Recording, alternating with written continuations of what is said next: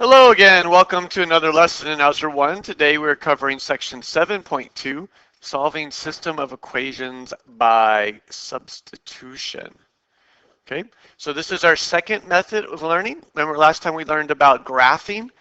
So this is a algebraic way, so there's no guessing involved. Okay, so to solve linear system by substitution, as you noticed in section 7.1, graphing accurately enough, especially fractional values, to get a correct answer is hard to do. Therefore, we will learn two other methods to solve a linear system. Beware, you will be required to solve linear system using all of the methods discussed in class, including the graphing one. So you still need to know how to do that one. One other method for solving a linear system is substitution. That's the one we're going to learn about. Okay. All right. So here are the steps to solve by substitution. Step one is to solve for one of the variables in one of the equations. So you pick either equation and you get y or x by itself. Okay. Step two, substitute the expression from step one into the other equation and solve for the variable. And we'll show what that means in just a second. Step three, substitute the value you get for that variable that you solve for, and then put it back in the other to get the other variable. And we'll show what that means again in just a second. So these last two don't really make sense until you see them in context. Okay?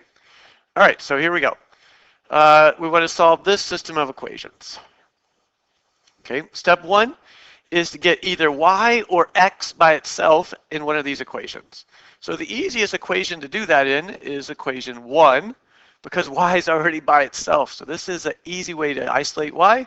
You just don't do anything to that equation. Okay, so y equals 3x plus 2. Now your job is to pick the easiest variable to isolate. That's the tricky part. It's like, where do you begin? You can always make it harder on yourself. Okay, so in my case I said, oh look, y is already by itself. Y is isolated on one side of equation 1. All right, now the step 2 part, substitute this expression for y. So we got y to be 3x plus 2. And we're going to plug that into our other equation. So our second equation, the one we haven't used yet, is x plus 2y equals 11. And in place of y, we're going to put this. Okay? So we're going to take 3x plus 2 and plug it where y used to be, or substitute it where y used to be. And that's why it's called the substitution method. Okay? So then we solve. All right, so we have x plus 6x plus 4 equals 11. And then that's 7x, because x plus 6x is 7x, plus 4 equals 11. You subtract 4 to both sides, and that will leave us with 7x equals 7. And when you solve it, we've now found half of our answer, 1 for x. Okay? All right, now that we've gotten half our answer, our next step is to take that 1 that we got for x and substitute it back into either equation we feel like. Okay? So I chose to put it back into the first equation because it already had y by itself on one side. So when I plug in a 1 for x, or substitute a 1 for x, then all I have to do is say 3 plus 2, which is 5, and that equation says y equals 5. So my answer is 5. Now I do not require a check. You don't have to do it, but it's good to just say, hey, did I get it right? Because I can always just plug back the x and y and do a check, just like we did on the graphing. So my check, which you're not required to show, but I'm going to show you once anyway, so you see what I'm talking about. I just take my ordered pair and plug it back into both equations. So for our first equation, we would put 5 in for y. We'd put 1 in for x, and then we check to see if we have the same thing on both sides. 3 times 1 is 3, plus 2 makes this 5. So it works on our first equation.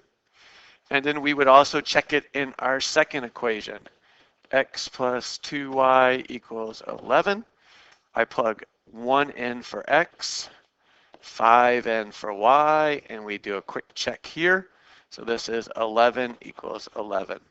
So there's no reason to ever miss one of these unless you run out of time when you check them and it's not right and you don't have time to go back and redo it. Okay, on the second page we have 4 examples. So solve each system using the substitution method. Okay, so remember there are 3 steps, so we'll show all 3 steps. And I'm going to actually write out step 1 for a while until you get used to doing it. And here I have a choice. Remember, I can pick either equation 1 or equation 2 and solve for either variable. So I'm choosing to solve for y in equation 1. Okay, and that's because y was already by itself. So y equals 2x minus 3. I wrote down equation 1 and I was done. That's why I picked this one. Okay, step 2. Step 2 is to do a substitution into the other equation. So I'm going to substitute for y in equation 2. Okay, because I used equation 1 in the first step, so I have to use equation 2 in the second step. Always alternate those. So my equation 2 was x plus 3y equals 5, and I'm going to substitute for y. The reason I'm substituting for y is I know an expression for y. So I'm going to replace y with 2x minus 3. And this is nice because now I have only x in my equation. So I'll say x plus 6x minus 9 equals 5. 7x minus 9 equals 5. 7x is 14. I'm adding 9 to both sides. And then I'll divide by 7 to get 2. All right. And then our last step is going to be step 3. And I am going to substitute 2 for x into either equation. So I'll pick equation 1. All right. So I'll have y equals 2 times, and I'm going to put 2 where x used to be, and then minus 3. So y equals 4 minus 3, which is 1. And then here's my final answer. X is 2, y is 1. Okay, so 2, 1 is my final answer. Now you should always do a check here, okay? But I don't require the check, so we're going to skip that step here. That's optional. Make sure that you get it right. Okay. All right, so number 2. Step 1. I can pick either one and solve for it. So what I try to do is I look for ones that have a coefficient of 1 or negative 1. So like this one had a coefficient of 1 back here in problem 1. So this one has coefficient of negative 5, 3, negative 5, but that's negative 1. So that will be the easiest one to solve for. So I'm going to solve for y in equation 1. So this is equation 1 and this is equation 2. All right, so if I solve for y, I start with negative y equals 12. I'm going to add 5x to both sides, and then I'll divide by negative 1.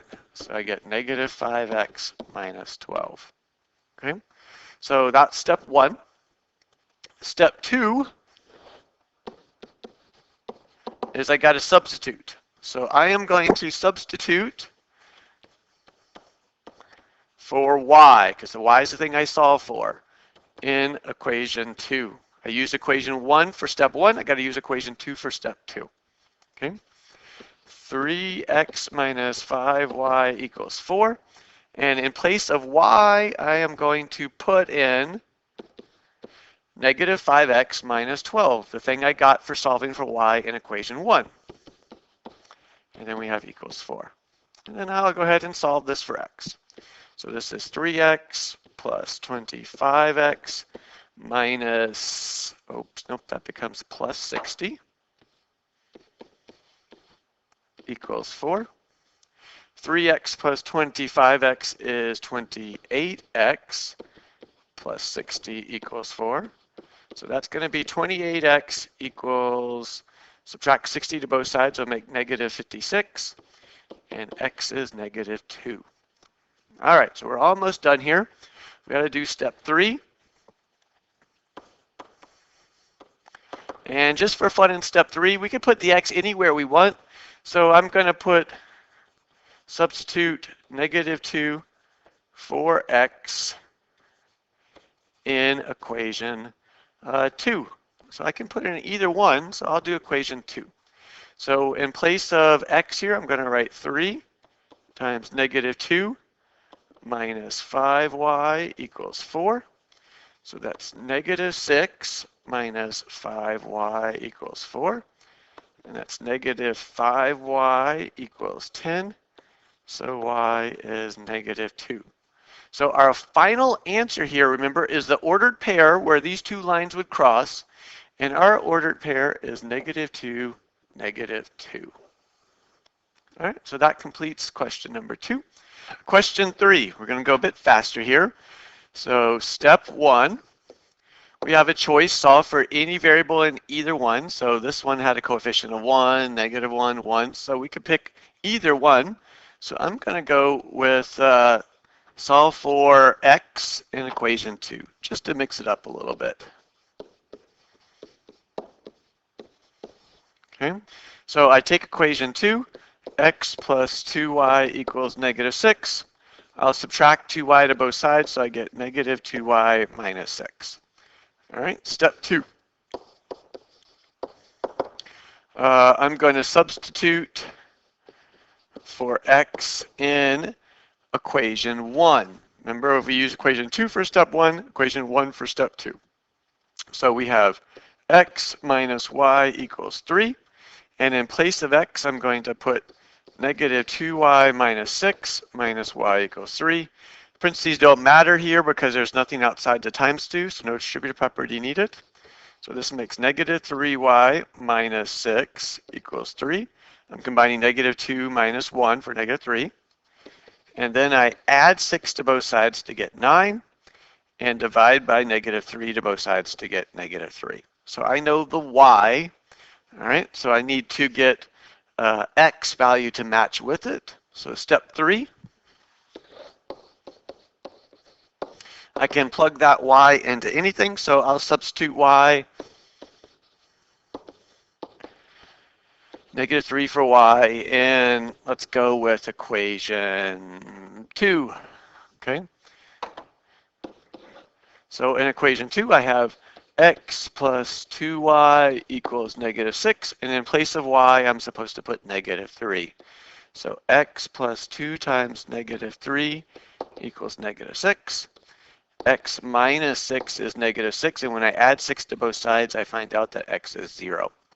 So my ordered pair is 0, -3. This is where the lines cross, so this is my final answer.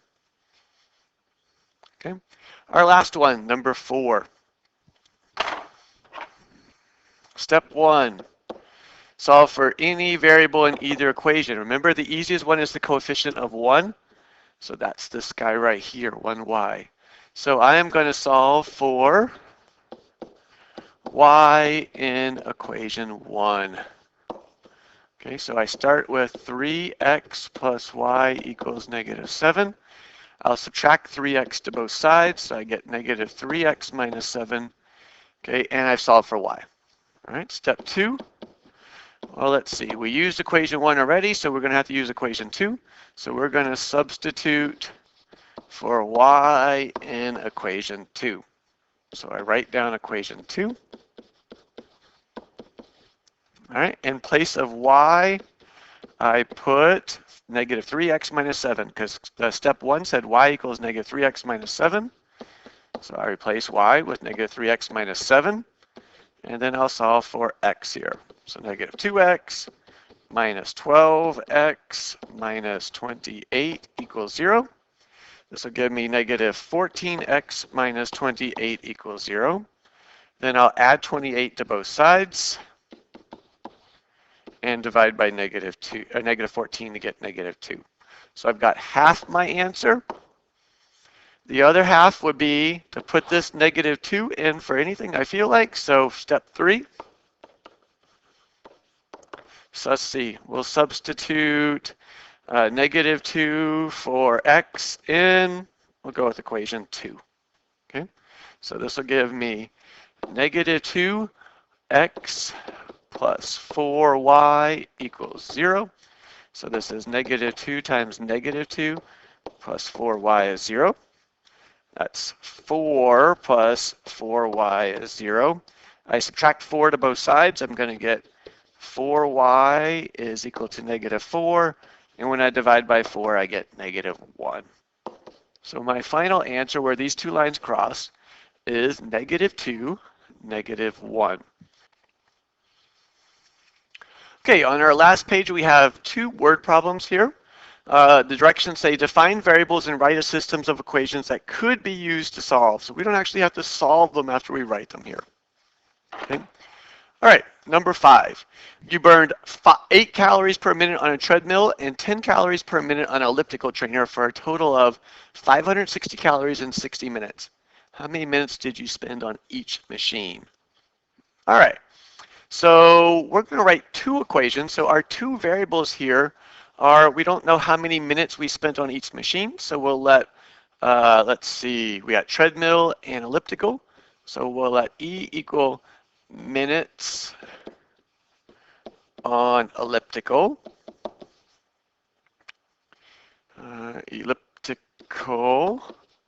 and we'll let T equal minutes on the treadmill. Remember, you can always look for the question to give you a tip-off of what the variables are. Okay? All right, so now we got to write 2 equations that use these 2 variables. And here's my trick. One of them adds up to 560, and the other one adds up to a total of 60 minutes. So we want one equation to be about calories we used, and we want one equation to be about minutes we used. All right? So this one's easy. For the minutes, it says E is the number of minutes on elliptical, and T is the number of minutes on treadmill, and we spent only 60 minutes. So the elliptical plus the treadmill should be 60. Those are the number of minutes on each. Now for calories, we have to think a little harder. It says we burned 8 calories per minute on the treadmill. So that's 8 times the number of minutes we were on the treadmill. Plus we do 10 calories per minute on the elliptical. 10 calories per minute on the elliptical. So this would give us our calorie count. 8 times the treadmill minutes plus 10 times the elliptical minutes will give us calories. And then elliptical minutes plus treadmill minutes will give us total minutes.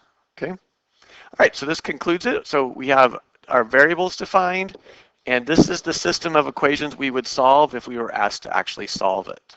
All right, our last one, number 6. Nadine has a choice of 2 internet plans for her new apartment. One has a setup fee of $10 and it charges $21.95 a month, and the other has no setup fee, but they charge $22.45 a month. After how many months will the total cost of the 2 internet plans be the same? All right, so let's see, we have 2 things here. We have the number of months and the total cost, okay? Because we don't know how many months, and we don't know what the total cost is. How many months to get that total cost? So we'll let T equal the total cost, and we'll let M equal the months. How many months has it been? Okay, so there's our variables. We've defined them, what they are. And we're going to write an equation. So we're going to write an equation for our first one. One has a setup fee of $10 and charges $21.95 a month. So the total cost for the first one is equal to our setup fee of $10 plus we have to pay $21.95 for every month. So there's an equation. Total cost T equals 10, and then it's $21.95 for every month. Okay? And then we can write another equation for our second sentence. The other one has no setup fee, so the total cost is equal to 0, no setup fee, plus $22.45 a month. And of course, we don't really need the 0 there. So here is our system of equations that we would use to solve this word problem, okay, if we had to solve it. All right, last bit here, follow-up. There are 2 questions on the follow-up only, just practicing substitution, no word problem here. We'll do those in class next time. Please make sure you have work that hopefully matches these answers. See you in class.